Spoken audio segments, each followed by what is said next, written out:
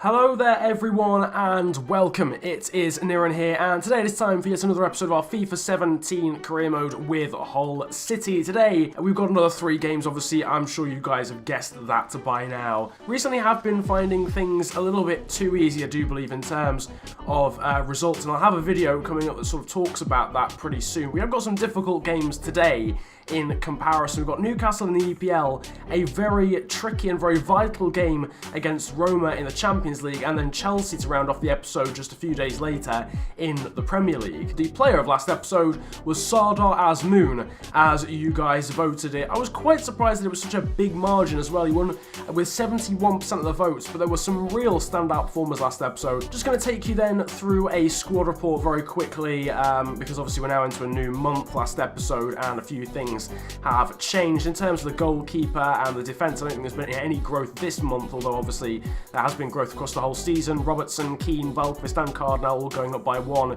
Cyprian going up by 1. Kozielo is now 83 rated, rewarded with those incredible performances.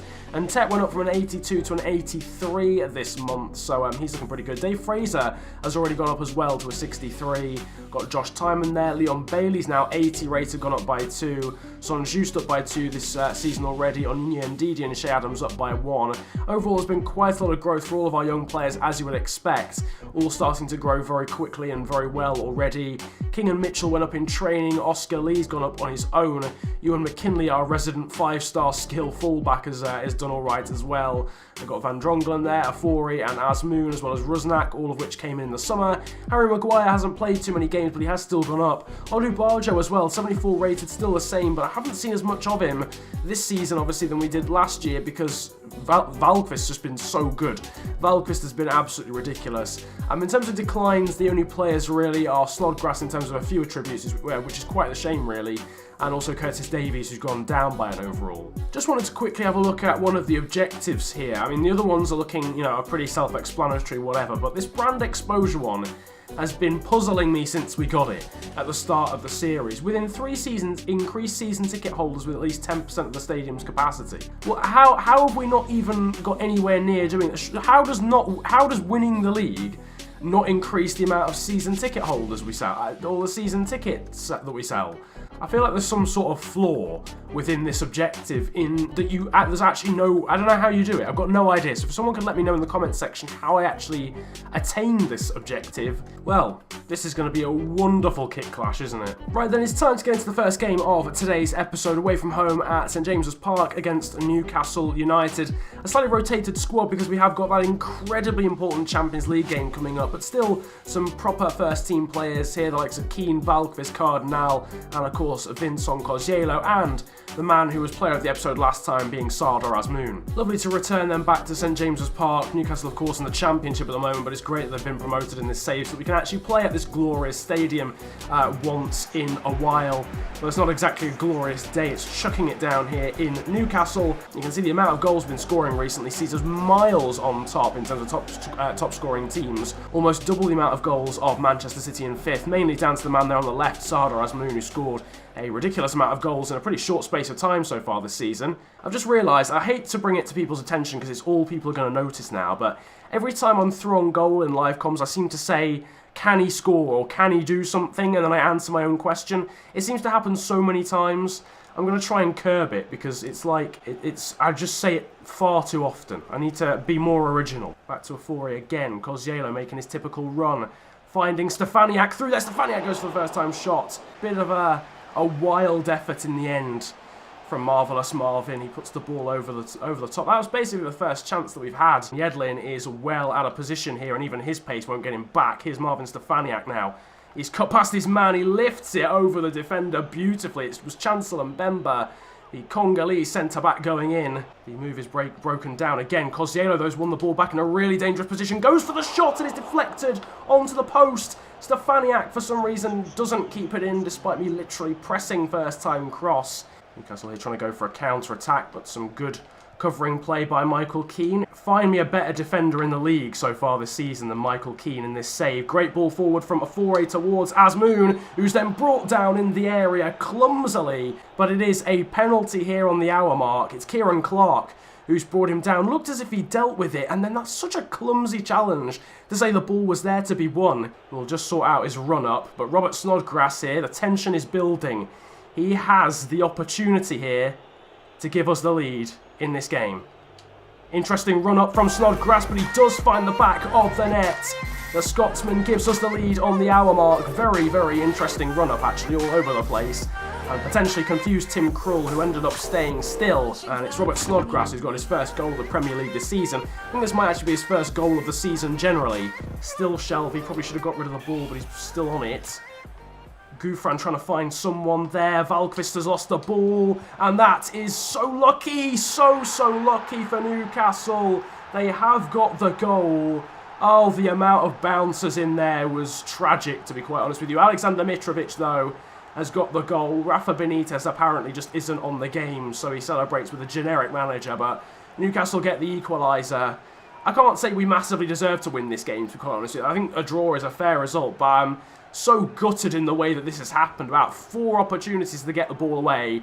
Cardinalka, just say, makes a wonderful save in that, and it just breaks kindly again to Mitrovic. Cardinal even almost saved it again on the rebound. Nevertheless, that is the end of the game. Newcastle don't get a chance to go forward and turn the tide completely. It does end 1-1 here at St James's Park. Man of the match went to a Newcastle player in the end, Henri Saivet. I don't even know if he even plays for Newcastle anymore, to be quite honest with you. I seem to recall him going off to Greece or something somewhere, but he was man of the match. Snodgrass also getting a 7.8, as well as Ofori and Vincent Cosiello. More player training, and it looks as if we've got some nailed-on growth about to come in. I'll throw myself out the window if Charles King doesn't go up an overall. Could even see Linus Valkvist grow as well, but he gets an F. Charles King does go up to 59. And a little bit of a tribute growth there, I think, for Archie Mitchell too. So here's the state of play going into the next Champions League group stage match. It's the 5th and penultimate game of the group stage, and we're up against Roma. If we win this one, we are in a glorious position to qualify from this group in 2nd position. If we draw it, well, obviously it stays as it is. Roma on top based on it's head-to-heads, isn't it? Not goal difference in the Champions League. Which would leave us a little bit susceptible given Roma have got to play Schalke and we've got to play Real Madrid. So, right, we're going all out. This is literally the best possible squad we can field in terms of form, in terms of ratings. We have to win. We simply have to win this game. We're giving it full beans going into this one at the KC Stadium versus AS Roma in the Champions League. Players to watch out for: Paul George and Tep and Edin Dzeko. And Tep is our best player ratings-wise, joint with Cosiello, who's the man to his left, coincidentally. Hasn't exactly shone brightest in the squad. He's been very good. He scored some good goals. But say he's 83 rated, he's not been on the level of Cosiello. Vincent Cosiello's ready. If he plays anywhere near like he's played for the majority of the season, then we're on to a winner. Roma, to be honest with you, do look the most dangerous of the teams that we've got in this group, to be quite honest, attacking-wise. Which says a lot given Real Madrid are also in this group. But when I've played them, they have by far looked the most threatening team. Asmoon trying to win the ball here off Castan in a very dangerous position. He's got it off Rudiger, goes for the strike, it's just over the bar. Couldn't really get a very good connection with it on the volley. But some really good closing down from Asmoon. Goodness me, I cannot get through this Roma defence at all. This is so challenging. Now Valkvist into the middle for Ndidi. Ndidi's worked some space, goes for a strike straight at the goalkeeper, really dropping out of the air. It's in towards Bailey. He tries to nod it down for Asmoon, but can't. There's not really anything to gauge off that first half because nothing happened. I can't say anyone deserved anything because no one did anything. Here's Ofori trying to find Ndidi with the first time shot. Great save from the goalkeeper, Alisson. Wow, I think that's probably the biggest chance of the game so far. And of course, it had to be Ndidi of all people. Here's Bailey. Can he turn his man? Bailey going for the strike. Good save, but again, sort of straight at the goalkeeper, really. And speaking of which, Cosiello's in behind here. He's got a chance as Vincent Cosiello put it across goal. He doesn't really on it. It's almost chested in. He puts it straight at the goalkeeper again. Story of the game so far. I was aiming for the back post, really. El Shaarawy looking to try and find someone over the top. He's found him. It's Mohamed Salah. The chance is saved by Cardinal. Brilliant challenge from Valkvist. Oh my goodness gracious me, that was incredible. That would have been a tap-in for Salah had Valkvist not got a toe in. And now we can go forward and try and get one on the counter-attack. It's Marvin Stefaniak. Can he cut inside? Yes, he can. Goes for the strike. Stefaniak, it's saved. And Tep, can he win it in the air? It's towards Hernandez, but I think Tep was offside. Otherwise, that would have been blasted in. Cyprien's making a run again. He's got Hernandez in support. Here comes Tep on the overlap. It's Paul George and Tep to try and win it for us. What a block from Antonio Rudiger with just 2 minutes to go. Cosielo's going to swing it in. Hernandez is there. It's in. It's gone in. I'm fairly sure that's an own goal. Onyinye and Didi is going to celebrate it in the 89th minute. The favour has been returned to Roma, who scored in the last minute against us in the reverse fixture, and we've done the same to them. It's fully just hit someone. No, it did hit Ndidi. It is Ndidi's goal. He's not even had a shot. It's just hit him. It has literally hit Onyinye and Didi and gone in. Oh my goodness gracious me, this is huge. Park the bus, everyone flipping sit back now. No, not panic stations, anything but panic stations. Roma going forward, what a shot from Dzeko. Cardinal tips it past the post, that would have been gutting. What a shot that was from was it even Edin Dzeko? I totally think that was Edin Dzeko. And for the first time, I think, in my history, we are not going to put this in the box. It is time wasting central here. This is the most important game we've played all season. He might try and cut inside, goes for the Berber spin, it goes out of play, and that is it. With a last-minute goal from Onyinye and Didi, we have earned the win. The whole City fans quite rightfully are ecstatic with that result. We needed to win, and we have won. I think it was a pretty deserved win in the end. We did have more chances really than Roma, although they did have a few shots of their own. Unsurprisingly though, Ndidi with man of the match after that goal. I'm getting hints of deja vu to season 1 here.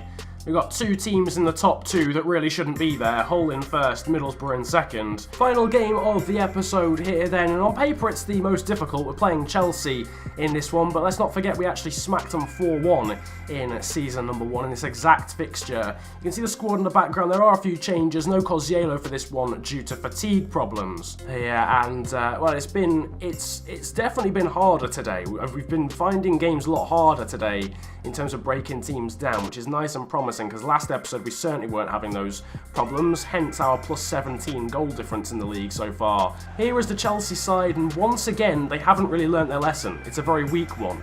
No Eden Hazard, or Michy Batshuayi, or Aymeric Laporte, or Cesc Fabregas in the starting 11. I think the team that we beat 4-1 last season was a bit weaker than this one, to be quite honest with you. I don't think the side had even the likes of Costa or Willian in when we beat them so much last year. Here, though, is Paul, George and Tep cutting in. Asmoon's making a run through the centre. He's got a chance here to get a goal straight away, and he has done. Sardar Azmoun, the player of the episode from last time, opens his account today in just the 4th minute of the game. And I just said, you know, we drubbed Chelsea last season in this fixture, but I thought the team was a little bit stronger for Chelsea this season. Well, Sardar Azmoun with a beautiful finish right into the bottom left. No chance for Courtois. That is a wonderful finish actually from the Iranian striker. And Tep now putting that to the back post towards Azmoun. What a save from Courtois onto the post. How on earth he has got to that is a mystery to me. We've picked up an injury actually. Rusnak went down in the process of that move, so he's going to have to come off. We've got a man down injured here for Chelsea now as well. It's Marco Pasalic. And he's actually injured himself passing the... But that is the first time I've seen that all year. I haven't seen that. He must be absolutely dead on his feet stamina-wise, because I haven't seen that happen all year. It's found Ndidi. Here's Mason. Can go for the long-range strike, and it's just wide. That would have nestled in the top corner. Out wide to Stefaniak, who can try and outpace David Luiz. He's done so. In towards Cosiello. Now towards Azmoun. I don't want to talk about that finish ever again in my life. I don't even know what happened. How has that happened? Ball in from Shea Adams towards Stefaniak.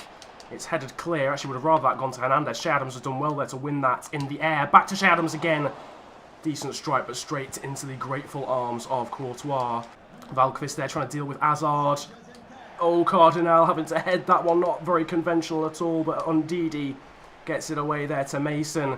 Now to Hernandez. Stefaniak's in acres of space. Can Stefaniak finish this one off? Great save from Courtois. What a one-handed save that was. Can't say Stefaniak could have done much better. That was just an amazing save. That is the end of the game then. 1-0 victory. The fans here at the KC Stadium will be happy with that result against Chelsea. Paul George and Tep and Sardar Azmoun joint for man of the match. One of them got the assist for the goal, one of them got the goal, so that's hardly surprising. Here's the table then. In the background, we are top now by 4 points over Middlesbrough. Manchester United have really dropped off this episode. Crucially as well, we're still unbeaten in the league, 8 wins and 5 draws so far, leaving us on 29 points. In the background though, you can now see the Hall of Fame. I can't imagine too many things have changed from this episode alone. I imagine assists, goals and appearance maker is still exactly the same. As I'm talking about player of the episode, you guys can vote for yours in the top right of the screen. Whoever wins that poll will play in every single game of next episode. There'll be 4 or 5 choices. Just click on the eye in the top right of the screen and you'll be able to vote on that, no issues whatsoever. That though is basically the end of today's episode. If you have enjoyed it, then of course feel free to hit the like button, subscribe if you're new to the channel, and comment about enjoying the video if you enjoyed it that much. But it's been a pleasure ranting at you guys today. Have a great day, enjoy yourselves, and goodbye. I got noise.